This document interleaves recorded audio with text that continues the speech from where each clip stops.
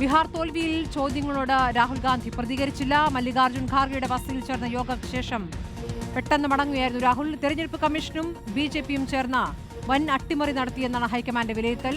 തെരഞ്ഞെടുപ്പ് ഫലം അവിശ്വസനീയമെന്നും തോൽവി പരിശോധിക്കുമെന്നും KC വേണുഗോപാൽ പറഞ്ഞു.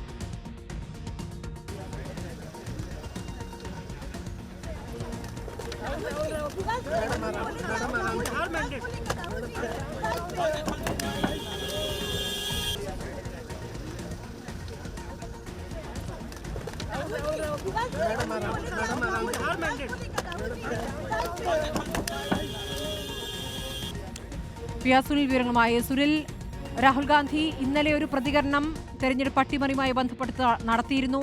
അതിനുശേഷം ഒരു പ്രതികരണത്തിലേക്ക് അദ്ദേഹം പോയിട്ടില്ല. ഇന്നത്തെ യോഗശേഷം മടങ്ങുകയാണ്. മിണ്ടാതെ പോകുന്നു. അത് പാർട്ടിക്കകത്തെ പ്രശ്നങ്ങൾ അതൊരു ഘടകമാണ് എന്ന് തന്നെ വേണ്ടേ കരുതാൻ. അതിനുശേഷം പ്രതികരിച്ചത് KC വേണുഗോപാലാണല്ലോ.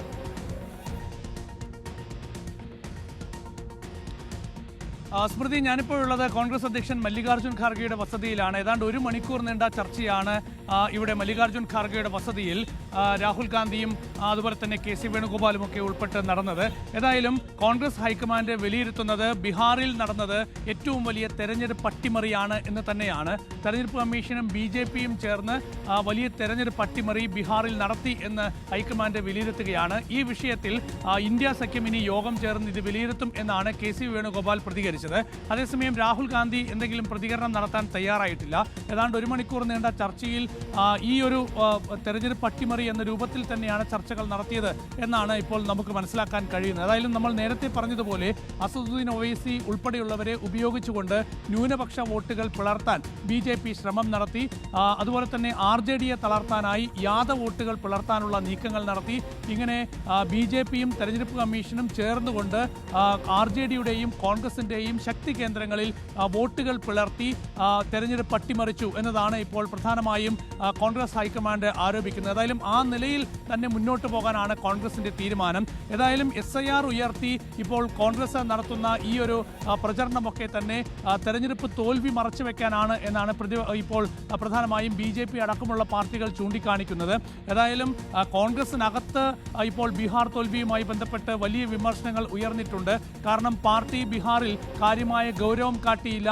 പ്രചരണത്തിനൊക്കെ തന്നെ പാർട്ടി നേതാക്കൾ പോയത് വളരെ വൈകിയാണ്. മാത്രമല്ല അവിടുത്തെ സംഘടനാ പ്രശ്നങ്ങൾ പരിഹരിക്കാൻ കഴിഞ്ഞിട്ടില്ല. സംഘടനാപരമായി ഒരുപാട് വിഷയങ്ങൾ ബീഹാറിലുണ്ടെങ്കിലും അത് പരിഹരിക്കാൻ കോൺഗ്രസ് നേതൃത്വം കാര്യമായി എന്തെങ്കിലും ഇടപെടൽ നടത്തിയില്ല. അവിടെ താഴെത്തട്ടിൽ പാർട്ടി തന്നെ ഇല്ലാത്തൊരു സാഹചര്യമാണ്.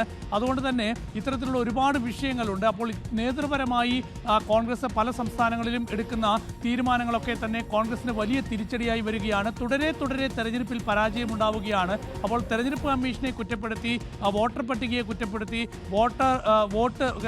വോട്ട് ചോരിയൊക്കെ തന്നെ ഉയർത്തി മാത്രം എത്രത്തോളം മുന്നോട്ട് പോകാൻ കഴിയും എന്നൊക്കെയുള്ള ആശങ്ക മുതിർന്ന കോൺഗ്രസ് നേതാക്കൾ തന്നെ ഉയർത്തുന്നുണ്ട്. ഏതായാലും ഇതൊക്കെ തന്നെ പാർട്ടിക്കുള്ളിൽ വലിയ ചർച്ചയാകും എന്ന് പ്രതീക്ഷിക്കാം. ഏതായാലും ഈ ബീഹാറിലെ തെരഞ്ഞെടുപ്പ് തോൽവി ഒരു ഇന്ത്യ സഖ്യത്തിനെതിരെയുള്ള ഒരു നീക്കമാക്കി വിലയിരുത്തുകയും അതിൻ്റെ അടിസ്ഥാനത്തിൽ ഇത് പരിശോധിക്കാനൊക്കെയാണ് ഇപ്പോൾ കോൺഗ്രസ് തീരുമാനിച്ചിരിക്കുന്നത്. അങ്ങനെയാണ് KC വേണുഗോപാലിന്റെ പ്രതികരണം വന്നിരിക്കുന്നത്. ഇന്ത്യ സഖ്യം യോഗം ഇതിനായി ഉടൻ ചേരുമെന്നും ഇന്ത്യ സഖ്യം ഇത് പൊതുവായി വിലയിരുത്തും എന്നൊക്കെയാണ് പറയുന്നത്. അപ്പോഴും കോൺഗ്രസിന്റെ നില എവിടെ നിൽക്കുന്നു എന്നത് സംബന്ധിച്ചുള്ള ചർച്ചകൾ കോൺഗ്രസിനകത്തും തുടരുകയാണ്. ഏതായാലും രാഹുൽ ഗാന്ധി ഈ വിഷയത്തിൽ എന്തെങ്കിലും നേരിട്ട് മാധ്യമങ്ങളോട് പ്രതികരിക്കാൻ തയ്യാറായിട്ടില്ല. ഇതുമായി ബന്ധപ്പെട്ട ചർച്ചകൾ തുടരും എന്ന് തന്നെയാണ് കോൺഗ്രസ് നേതൃത്വം പറയുന്നത്. ശരി, സുനിലാണ് വിവരങ്ങൾ നൽകിയത്.